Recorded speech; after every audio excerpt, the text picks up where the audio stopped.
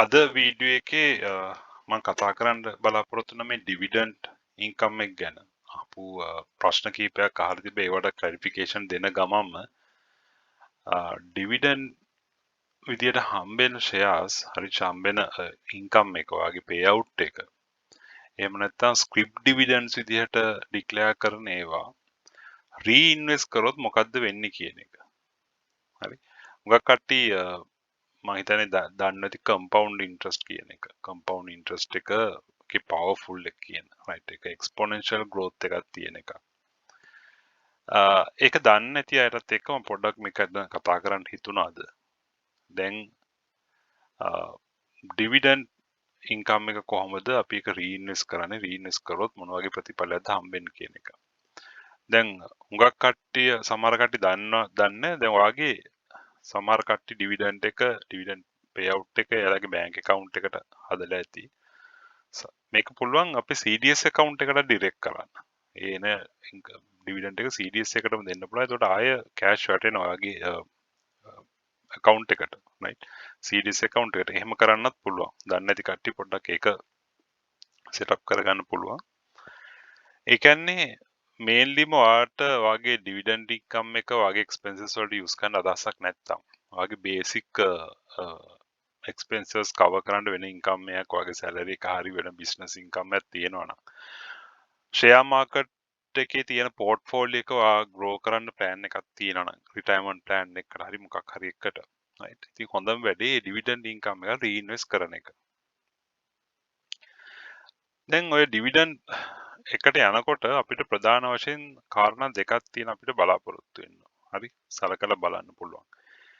එකක් තමයි P ratio එක. P ratio එක ඔකට දන්නවා earnings වලට සාපේක්ෂව අපි ගෙවන මිල. right price per earning කියන එකයි. රුපියල් 5ක් earn කරන එකකට අපි කීයක් ගෙවනවද කියන එකට.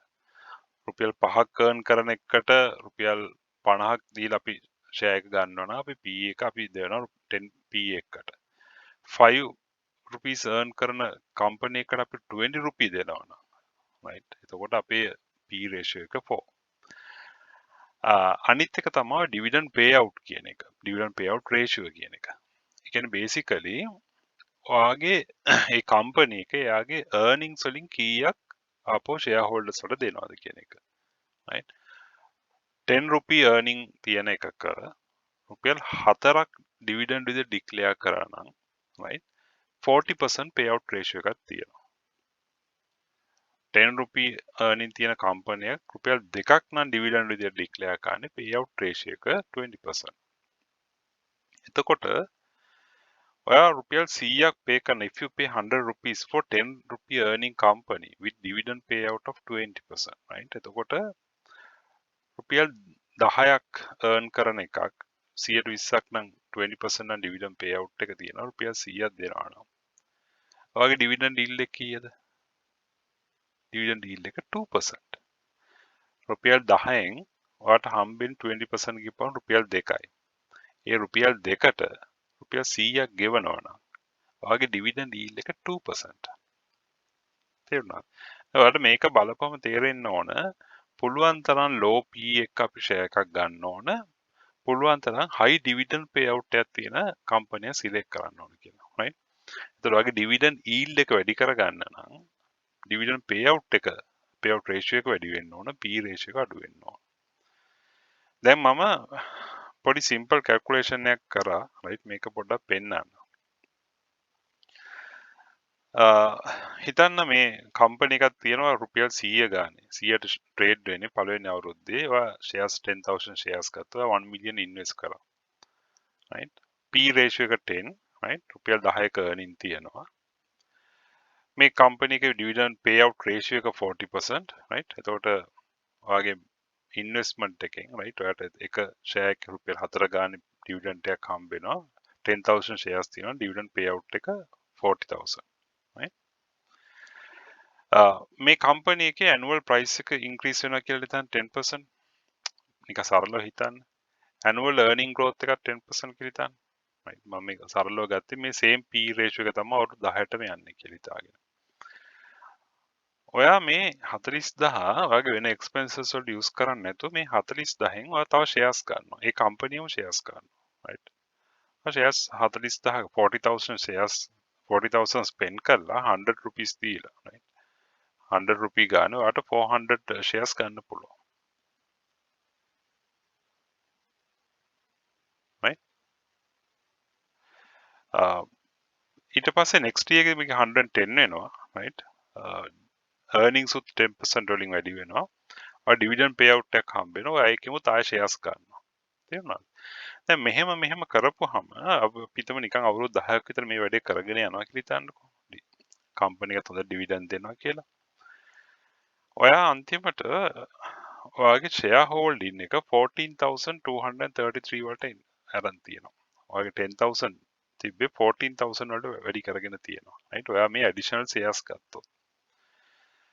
ඔයා රීඉන්වෙස්ට් කරොත් මේ වගේ රීඉන්වෙස්ට් කරොත් එහෙම with reinvesting right ඔයාට හම්බෙනවා වගේ අවුරුදු 10ක් යනකොට ඔයාගේ පෝර්ට්ෆෝලියෝ එක 3.35 මිලියන් වෙනවා 1 මිලියන් දැම්ම 3.35 මිලියන් right ඔයා ඩිවිඩන්ඩ් එක එළියට අරගෙන right ඩිවිඩන්ඩ් එක එළියට අරගෙන 10 year market price එක මං කිව්වේ 10% වලින් වැඩි වෙන 235 වෙලා තියෙනවා අර 10000ම තියෙනවා නම් මේ ඩිවිඩන්ඩ් මේක අතට ගත්තාම ඔයාගේ ඉන්වෙස්ට්මන්ට් එක right without reinvesting 3.14 right එතකොට ඔයගොල්ලෝ පේන ඇති අර ඩිවිඩන්ඩ් එක ආපහු රීඉන්වෙස්ට් කරොත් right ඔයා ඊළඟ අවුරුද්දේ ගන්නේ අර රීඉන්වෙස්ට් කරපු ෂෙයාර්ස් උත් එක්ක right ඒකයි ඔය ස්ක්‍රිප් ඩිවිඩන්ඩ් එහෙම හරි වාසි සමහර කට්ටිය කරන්නේ ස්ක්‍රිප් ඩිවිඩන්ඩ් එක ආපු ගමන් ඒක සෙල් කරලා දාන ඒ කෑෂ් ගන්න හොඳම වැඩේ right ඔයාට ලොන් ටර්ම් තියාගෙන ඉන්න පුළුවන් නේ ස්ක්‍රිප් ඩිවිඩන්ඩ්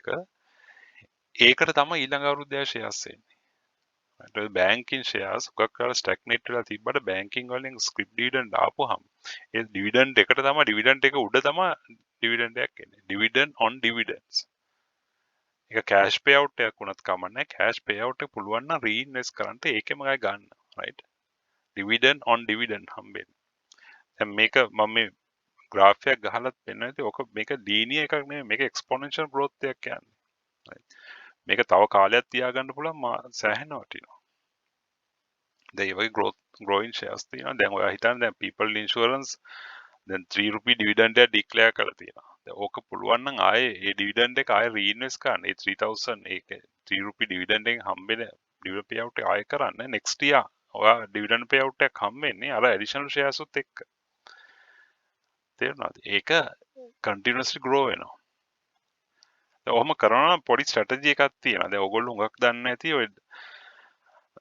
දැන් ඩිවිඩන්ඩ් පස්සේ යන කට්ටිය දැන් අපි හිතමුකෝ දැන් people insurance එක 3 රුපිය විතර අප් වුණානේ 33 විතර ආවා දැන් 34 විතර කිට්ටු වෙන්න ගියා මේක expiry date එකට පස්සේ මේක ආයෙ වැටෙනවා හුඟක් වෙලාට ඒකයි වෙන්නේ ඒක ටිකක් පහු කරලා අප පුළුවන් නම් ඒ ෂෙයා එක ආයෙ ගන්න right ඕක කාලයක් ගිහිලා ආයෙ ස්ටේබල් වෙනවා දැන් හිතන්න grain elevators වල dividend yield එක විතරක් වෙනවා මේ තියෙන current market price එක ගත්තත් 18% විතර ඒ ඩිවිඩන්ඩ් පේ අවුට් එකත් එක්ක ඔයාට ආයෙ රීඉන්වෙස්ට් කරන්න පුළුවන් ආයෙ ග්‍රේන් එලිවේටර්ස්ම ගන්න පුළුවන් නම් ඒක තමයි ආයෙ රීඉන්වෙස්ට් වෙන්නේ දැන් සෙන්ට්‍රල් ඉන්ඩස්ට්‍රීස් හොඳ ඩිවිඩන්ඩ් පේ අවුට් එකක් තියෙන කම්පැනි එකක් 14% විතර 40% විතර ඩිවිඩන්ඩ් පේ අවුට් එකක් තියෙන එකක් කියන ජූන් වල එනවා ඒක අරන් රීඉන්වෙස්ට් කරන්න පුළුවන් නම් සෑහෙන වටිනවා ඉතින් ඒක පුළුවන් ඒක ඒ මෙතඩ් එක ප්‍රැක්ටිස් කරන්න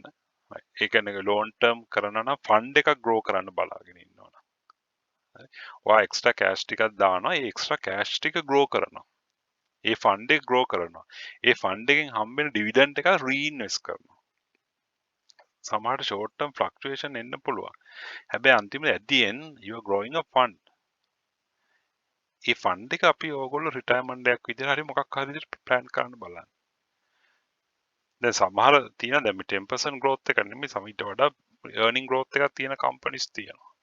ඉතින් ඒවට ගන්න පුළුවන් නම් හරි. එතකොට සමහර companies තියෙනවා දැන් initial එකේ පොඩි dividend payout එකක් දුන්නාට මේ dividend payout ratio එක ටික ටික වැඩි වෙනවා.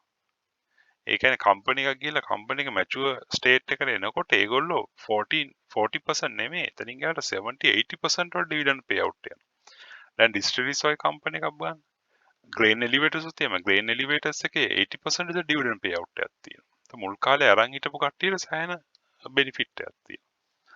ඉතින් ඔය ලෝන් ටර්ම් බලන කට්ටිය පැත්තේ ප්‍රශ්න කිහිපයක් අහපු කට්ටියත් එහෙම හිතන්න පුරුදු වෙන්න.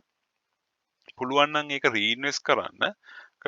ලොකු ගේන් එකක් ගන්න පුළුවන්. ඒක ඔයා අර ෆික්ස් ඩිපොසිට් එකක් දාලා ඒ ඉන්ට්‍රස්ට් එක රීඉන්වෙස්ට් කරනවා වගේ වැඩක්. මේක ඩිවිඩන්ඩ් එකක් දාලා ඩිවිඩන්ඩ් එක රීඉන්වෙස්ට් කරලා ඩිවිඩන්ඩ් එකෙන් තව ඒ කම්පැනි එකේම ෂෙයාර්ස් ගන්න. ලොකු එක්ස්පොනෙන්ෂල් ග්‍රෝත් එකක් ගන්න පුළුවන්. බොහොම ස්තුතියි.